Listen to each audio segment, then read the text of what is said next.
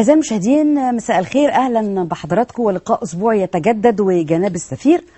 النهاردة بنلتقي مع سفير دولة الهند بجمهورية مصر العربية، سعادة السفير راهول كولو شريشت، وبنتكلم في هذه الحلقة إن شاء الله عن شبه القارة الهندية وعن الهند والثقافة الهندية بشكل عام. زي ما حضراتكم عارفين إن احنا التقينا قبل كده بالسفير السابق واتكلمنا عن الهند، لكن كل يوم في جديد. دايما الهند وكلامنا عن الهند ما بينتهيش. طبعا هي تعتبر شبه قارة، والعلاقات بين مصر والهند بتتطور يوم عن يوم. لازم نعرف كل ما هو جديد. النهاردة هنناقش كل الموضوعات دي من خلال جناب السفير، ونرحب بضيفنا النهاردة. Thank you for having me on your show, and I'm delighted to be here. Let me also convey my greetings and good wishes to all your viewers. I think this is the first time in Egyptian television, yeah? Yes, this is my first time on Egyptian television. Welcome in our program and in our channel. I told my audience in my introduction, we met before the previous ambassador of India in Cairo here. And you have been here, I think, since 8 months? Well, I've been here since July, so it's about 8 months now. 8 months. First of all, I want to talk to you about your impression about Egyptians and Egypt, and about the previous twice visit to Egypt before you coming here as ambassador in July 2018. Well, the first time I came to Egypt was in December 2001. Mm-hmm. When I came here as a tourist, I was then posted in Moscow, stationed in Moscow, and along with my wife and my daughter, we came here. We spent 1 week here. We were very happy with our visit. At that time, we did not know that I'll be coming back. When? When I came here for my first visit as a tourist, I did not know that I will come back to Egypt. At year 2001 or 2006? Then I came back in 2006. Yeah. The first time was in 2001? December 2001. Yeah. As a tourist. Yeah, yeah. Well, then I came back and was posted to our embassy as the Deputy Chief of Mission. I was here from 2006 to 2009. And last year in July, I came here as ambassador. My impressions from my first visit as a tourist have very much remained with me, and that has not changed. And that is basically that the Egyptian people... You have memories? Yes, the Egyptian people are very much like the Indian people. They are very friendly, very hospitable, very open. And I think not just me, but almost all Indians who come here say that they feel very much at home in Egypt, even if they don't know the language. What are the similarities between Egyptians and Indians? I think one of the biggest similarity, or one thing which I really find very striking, is that like Indian people, Egyptian people are also very hospitable. And they very willingly and readily engage in a conversation. And they are very... they are very helpful. And they are very helpful. Yeah. And that I find is a very striking similarity between both our peoples. In cultural terms, I think I would say that like in India, family ties in Egypt are also very, very strong. And that is another thing which is common to all throughout cultures. الحقيقة سعادة السفير، أنا لما سألته عن يعني وجوده في مصر من حوالي 8 شهور، وإنه كان قال لي إنه ليه زيارتين قبل كده كانوا لمصر في 2001 كسائح، وفي 2006 كان بيعمل أيضا في السفارة، وقال إن انطباعه عن مصر ما اتغيرش يعني في ال3 زيارات، إن الشعب محب جدا ومتعاون وكريم. ولما سألته عن التشابه بين الشعب الهندي والشعب المصري، فقال إن هو الشعبين بيشتركوا في إن هم بيهتموا وبيحترموا جدا الروابط العائلية، وكمان عندهم كرم وحسن ضيافة.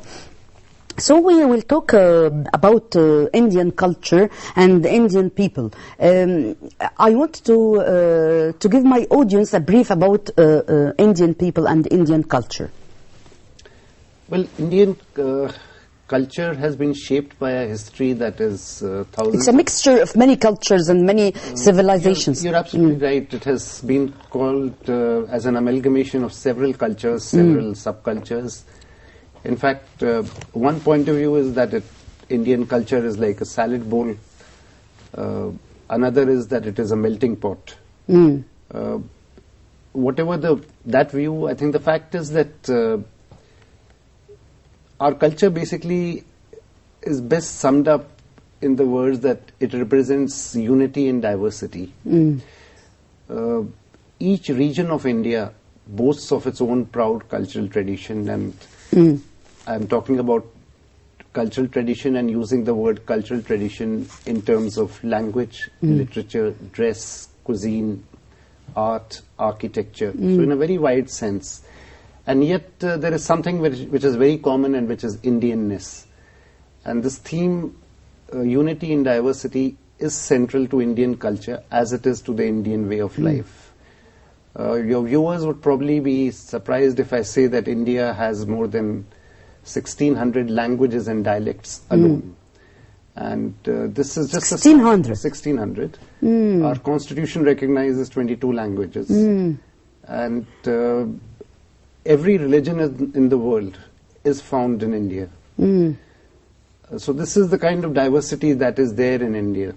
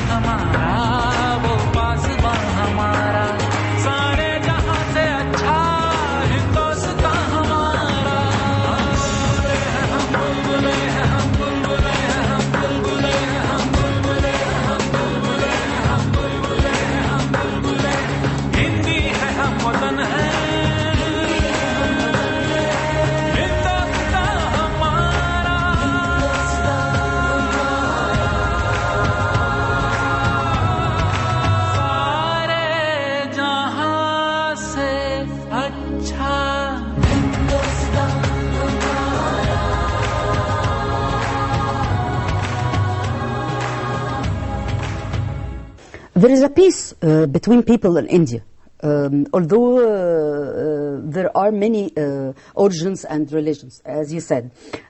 What are the role of the government in this or behind this? Our population is now about 1.3 billion. And as I mentioned, that every religion in the world is found in India. I think what has come down to us as a legacy is a sense of tolerance. And that has permeated Indian history through thousands of years. And it continues to be the governing principle in India, that is a sense of tolerance, a sense of openness. The founding fathers of our constitution recognized this, and they enshrined secularism as a principle in Indian constitution. Further, the Indian constitution guarantees several freedoms as fundamental rights, and this includes the freedom of religion, the freedom to pursue your own religious beliefs. Every government in India is duty-bound to act within the framework of the constitution. And when you have constitutional guarantees, that itself provides for the rights of the minorities in terms of what they can worship. They are free to profess their own religions. And it is the government's duty to uphold these rights. So in a sense, what the government does is that it ensures that the constitution is respected. But I mean, the government's role naturally is important, but I would say that more than that, it is just the sense of tolerance, the sense of openness to external influences. So the most important thing is tolerance. It's really tolerance. It's the key behind this. We can consider it. Yes, you're right. That is the key behind it. And I think in a sense what has also happened in modern times is that democracy has given an avenue for participation in public life to all citizens, regardless of their religion, race, caste or creed.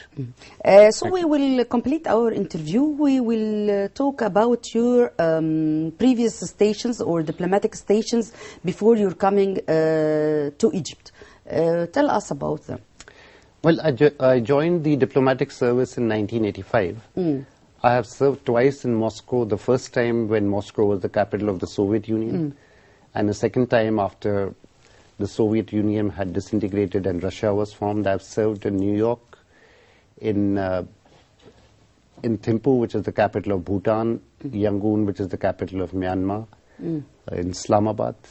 And immediately before coming to Egypt, I was posted as Ambassador of India in Ankara, in Turkey. Turkey. What's your impression about these countries, such as United States of America, Russia, Turkey, Islamabad? Well, I enjoy traveling, and I think I've been very fortunate to have joined the diplomatic service.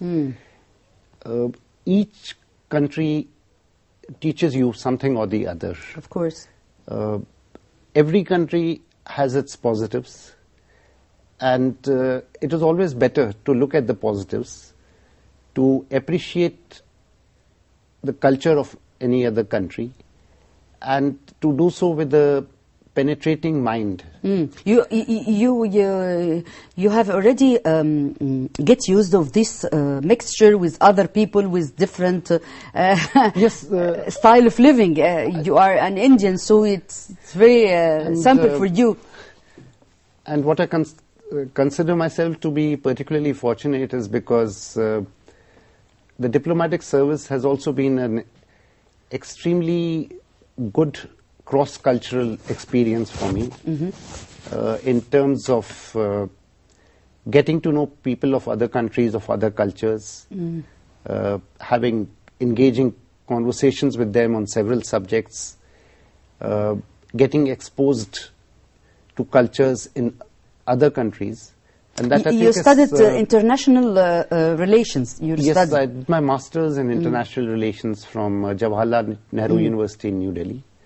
So your career is in the same way for your study as international relations. Yes, it in the same way. It is in the same way. How to treat people to. In a sense, it was like an extension of my academic work. Yeah, of course. سعادة سفير طبعا بيتكلم عن الأماكن اللي كان بيعمل فيها قبل مصر، وقال لي إنه عمل في روسيا وعمل في الولايات المتحدة الأمريكية وعمل في تركيا. فسألته يعني إيه النتيجة أو الانطباع عن هذه السفريات، فقال أنا كده بحب السفر وبحب إن أنا أشوف شخصيات مختلفة وشعوب مختلفة، وده بيديني خبرة أكتر وبيعرفني على كل الميزات والعيوب في كل شعب. فقلت له طبعا أنت كهندي متعود على ده، لأنه عندكم زي ما قلنا التعامل مع الاختلاف بالنسبة لهم شيء عادي.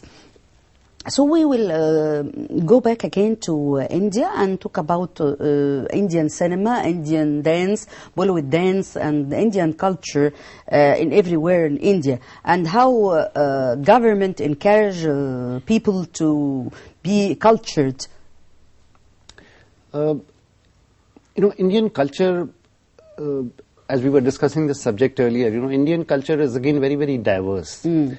But Indian cinema is a special branch which is very famous nowadays, and Indian dance, Bollywood dance.